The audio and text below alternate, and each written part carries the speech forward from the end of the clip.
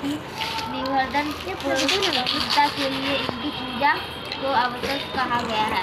करवा चौथ के दिन व्रती को नृत्य कर्म से निवृत्त होकर गणेश जी की पूजा के लिए मन में दृढ़ संकल्प करना चाहिए कि आज दिन भर नाहर रहकर गणेश जी के ध्यान में तपकर रहूंगी और आज रात्रि में जब तक चंद्रग्रहण नहीं हो जाए निर्जल व्रत करूंगी।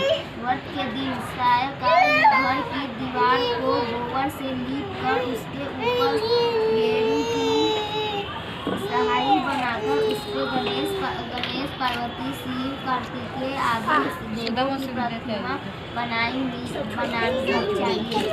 साथ ही एक दिवस की मानव की बनाकर दिखानी चाहिए।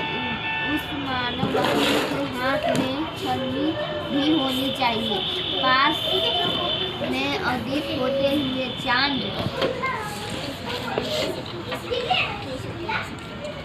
की आकृति भी उस दीवार पर चित्रित करनी चाहिए। पूजन काल में उस प्रतिमा के नीचे 2 करोड़ दबाव मैं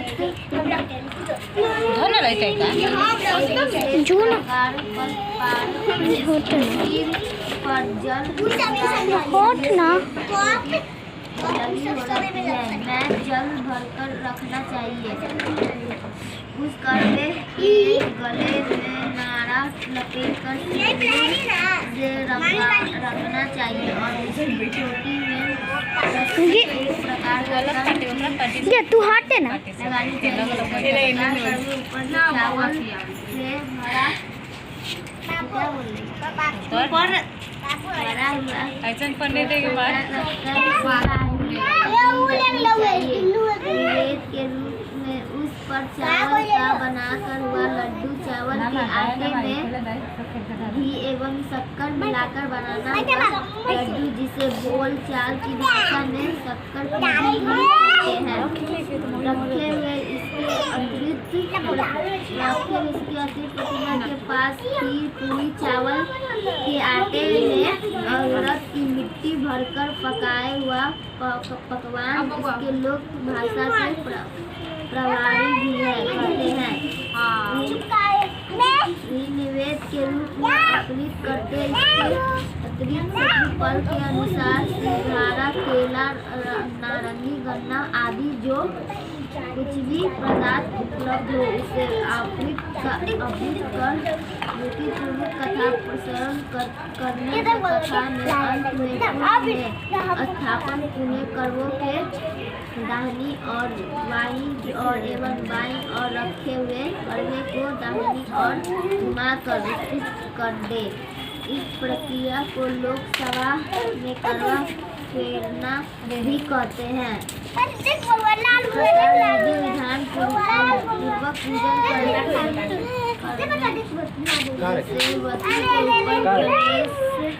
जी की प्रसन्नता होती है और इसके फल से इसके फल भी प्रतीत एवं अखंड सौभाग्यवती मिलती है। भैया हटाइए ना इसको धुआं लग रहा है। तथा निमंत्रित और एक पुत्री थी। कार्तिक कृष्ण चतुर्थी के दिन पत्नी उसकी सभी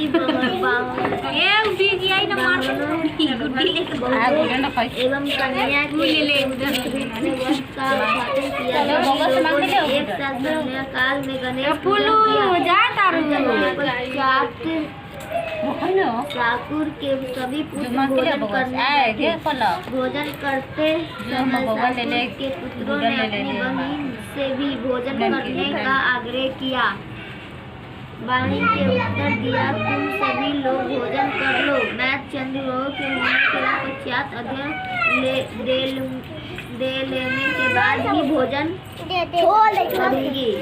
वही की बात सुनकर भाइयों ने कुछ दूरी पर मैदान में अग्नि जला दी और उस अग्नि के प्रकाश को छन्नी में से दिखाकर कहा, बहन देखो सामने चंदा मामा निकल आया, अब तुम भी भोजन कर लो। भाई की बात सुनकर उस कन्या ने अपने भाइयों से भी यही बात दोहराई। उसकी भाइयों इस कष्टपूर्ण बात को जानते थी।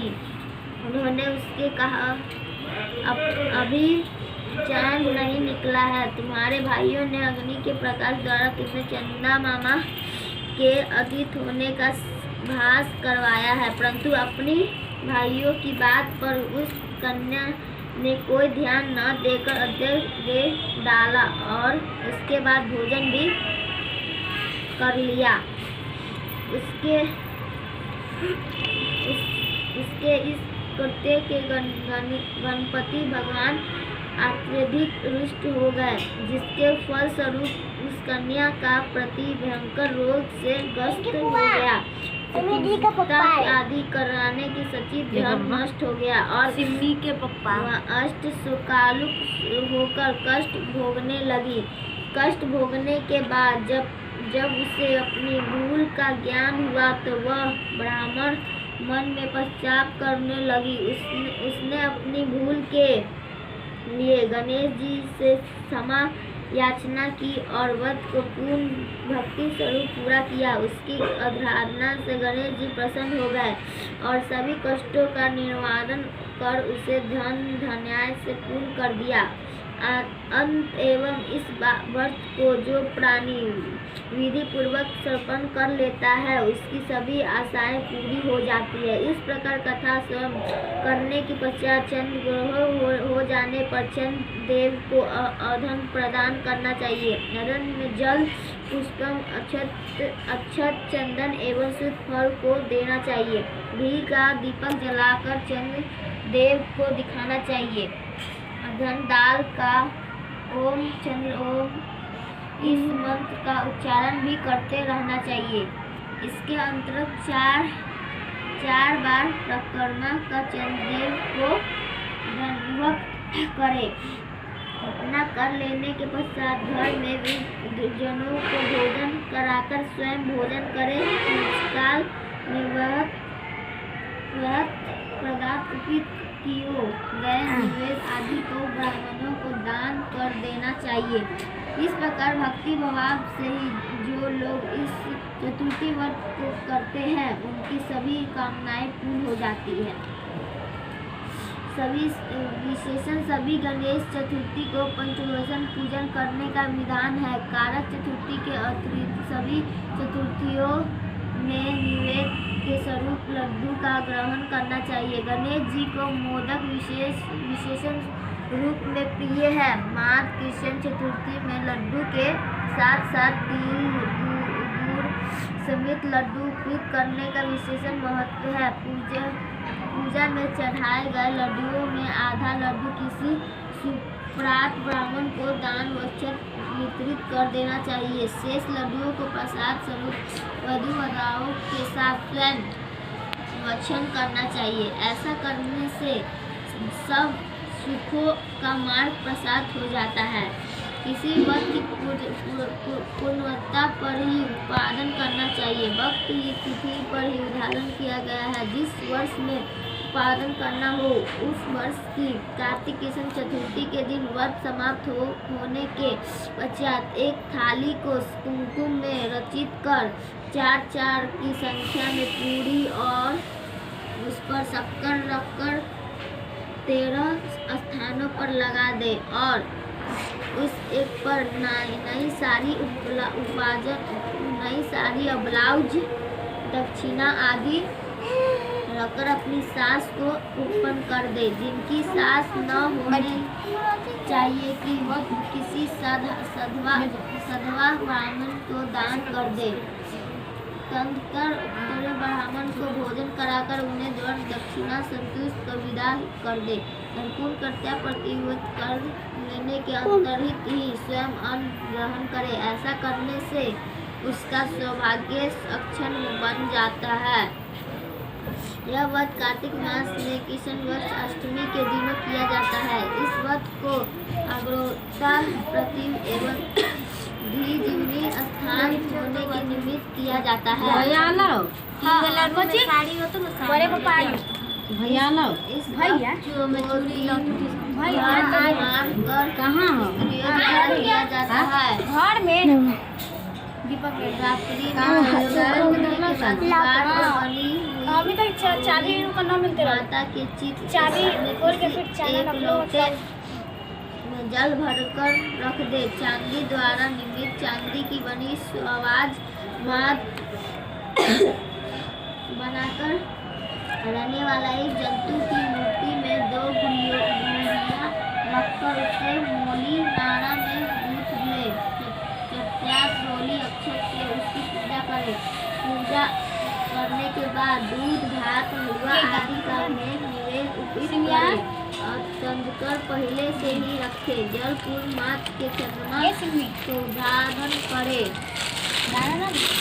इसके अंतर्गत हाथ में गेहूं के साथ दाने रखकर और फूलों से वीडियो आवाज माता की स्थान सुने तथा स्वयं करने के बाद नारे में धोई गई और उस माता को गले में पहन ले। ये नवेद का ब्राह्मण को दान कर दे। यदि ब्राह्मण न हो तो अपनी सास को दे दे। इसके अंतर्गत स्वयं भोजन करे। प्रत्येक संतानों के पश्चात एक अरोही की मूर्ति बनाकर फूल के गुथे हुए नारे की बढ़ाई जाती है। प्रत्येक पुत्रों के विवाह पुत्रन भी किसी प्रकार ही किया द्वारे जब भी गले से अरोही उतारने की आवश्यकता पड़े तो किसी शुभ दिन में उतार कर उन्हें गुड़ आदि का निवेद कर जल का उच्चारण कराकर रख दे। ऐसे करने से स्थान की विधि होती है और वही अष्टमी पूजन के बाद ब्राह्मण को कन्वांड पेटा दान करने के विशेष फल भी प्राप्ति होती है। किसी नगर में रहता था, उसके साथ थे। एक दिन बंद कर दी की पत्नी खदान में